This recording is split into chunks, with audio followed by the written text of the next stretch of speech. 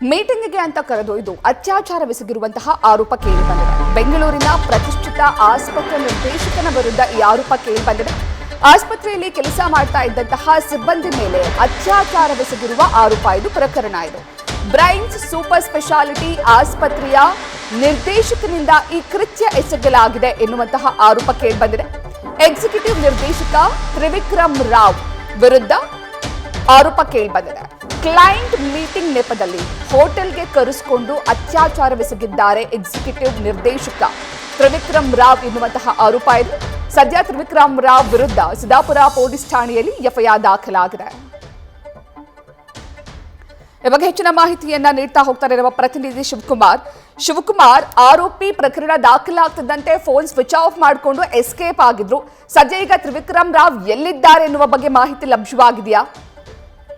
ಪ್ರತೀಕ್ಷಾ, ಪ್ರಕರಣಕ್ಕೆ ಸಂಬಂಧಪಟ್ಟಂತೆ ಎಫ್ಐಆರ್ ದಾಖಲಿಸಿಕೊಂಡಿರುವಂತಹ ಸಿದ್ದಾಪುರ ಪೊಲೀಸರು ಆರೋಪಿಯ ಬೆನ್ನತ್ತಿರುವಂತದ್ದು. ಈಗ ಆಲ್ರೆಡಿ ಆರೋಪಿ ಪತ್ತೆಗಾಗಿ ಬೆಂಗಳೂರಿನ ಸೌತ್ ಡಿವಿಷನ್ ನ ಡಿಸಿಪಿ ಲೋಕೇಶ್ ಬಿ ಜಗ್ಲಾಸ್ ಅವರು ಒಂದು ಪ್ರತ್ಯೇಕವಾದಂತಹ ತನಿಖಾ ತಂಡವನ್ನು ಮಾಡಿಕೊಂಡಿರುವಂತದ್ದು. ಪ್ರಮುಖವಾಗಿ ಆರೋಪಿ ಬೆಂಗಳೂರಿನ ಸಿದ್ದಾಪುರ ಪೊಲೀಸ್ ಠಾಣಾ ವ್ಯಾಪ್ತಿಯಲ್ಲಿ ಬರುವಂತಹ ಬ್ರೈನ್ ಸೂಪರ್ ಸ್ಪೆಷಾಲಿಟಿ ಆಸ್ಪತ್ರೆಯಲ್ಲಿ ಆತ ನಿರ್ದೇಶಕನಾಗಿ ಕೆಲಸವನ್ನು ಮಾಡ್ತಿರ್ತಾನೆ. ಜೊತೆಗೆ ತನ್ನದೇ ಆಸ್ಪತ್ರೆಯ ಮಹಿಳಾ ಸಿಬ್ಬಂದಿಗೆ ಲೈಂಗಿಕ ಕಿರುಕುಳವನ್ನು ಕೊಟ್ಟಿರುವಂತದ್ದು. ಆತ ಕ್ಲೈಂಟ್ಸ್ ಅನ್ನ ಮೀಟ್ ಮಾಡಬೇಕು, ಜೊತೆಗೆ ಮಾರ್ಕೆಟಿಂಗ್ ವಿಚಾರಗಳಿದೆ ಅಂತೇಳಿ ಆತ ಬೇರೆ ಬೇರೆ ಕಡೆಗಳಲ್ಲಿ ಕರ್ಕೊಂಡು ಹೋದಂತಹ ಸಂದರ್ಭದಲ್ಲಿ ಬೆಂಗಳೂರಿನ ಬೇರೆ ಬೇರೆ ಖಾಸಗಿ ಹೋಟೆಲ್ಗಳಲ್ಲಿ ಆಕೆ ಮೇಲೆ ಲೈಂಗಿಕ ದೌರ್ಜನ್ಯವನ್ನ ಎಸಗಿರುವಂತದ್ದು. ಪ್ರಮುಖವಾಗಿ ಬೆಂಗಳೂರಿನ ಒಂದು ಪ್ರತಿಷ್ಠಿತ ಹೋಟೆಲಲ್ಲೂ ಕೂಡ ಈತ ಕ್ಲೈಂಟ್ ಮೀಟಿಂಗ್ ಇದೆ ಅಂತೇಳಿ ಕರ್ಕೊಂಡೋಗಿ ನನ್ನ ಮೇಲೆ ಲೈಂಗಿಕ ದೌರ್ಜನ್ಯವನ್ನ ಎಸಗಿದ್ದಾನೆ. ಜೊತೆಗೆ ಆಕೆಗೆ ಆತನ ಬೇಡಿಕೆಗಳೇನಿರ್ತವೆ ಅದಕ್ಕೆ ಸಹಕರಿಸಿದ್ರೆ, ಅಂದ್ರೆ ಆತನ ಲೈಂಗಿಕ ಪ್ರಕ್ರಿಯೆಗೆ ಸಂಬಂಧಪಟ್ಟಂತ ಕೆಲವೊಂದಷ್ಟು ಬೇಡಿಕೆಗಳೇನಿದ್ದಾವೆ ಅದಕ್ಕೆ ಸಹಕರಿಸಿದ್ರೆ ತನ್ನ ಕೆಲಸದಲ್ಲಿ ನಾನು ಸಹಕಾರವನ್ನ ಮಾಡ್ತೀನಿ, ನಿನ್ನನ್ನು ಉನ್ನತ ಮಟ್ಟಕ್ಕೆ ಕರ್ಕೊಂಡು ಹೋಗ್ತೀನಿ ಅಂತೇಳಿ ಆಕೆಗೆ ಆಮಿಷವನ್ನ ತೋರಿಸುವಂತ ಕೆಲಸವನ್ನ ಮಾಡ್ತಾನೆ. ಮತ್ತೊಂದ್ ಕಡೆ ಪ್ರತಿ ಬಾರಿ ಈತ ಕ್ಲೈಂಟ್ಸ್ ಮೀಟಿಂಗ್ ಅಂತೇಳಿ ಕರ್ಕೊಂಡೋಗಿ ನನ್ನ ಮೇಲೆ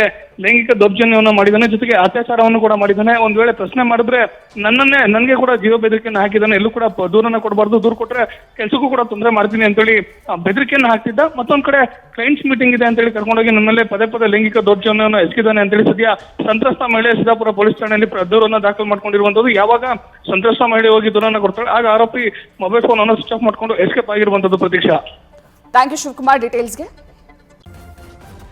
ನ್ಯೂಸ್ ಫಸ್ಟ್ ನಿರ್ಭೀತಿಯಿಂದ ನಿಮ್ಮ ಪರವಾಗಿ.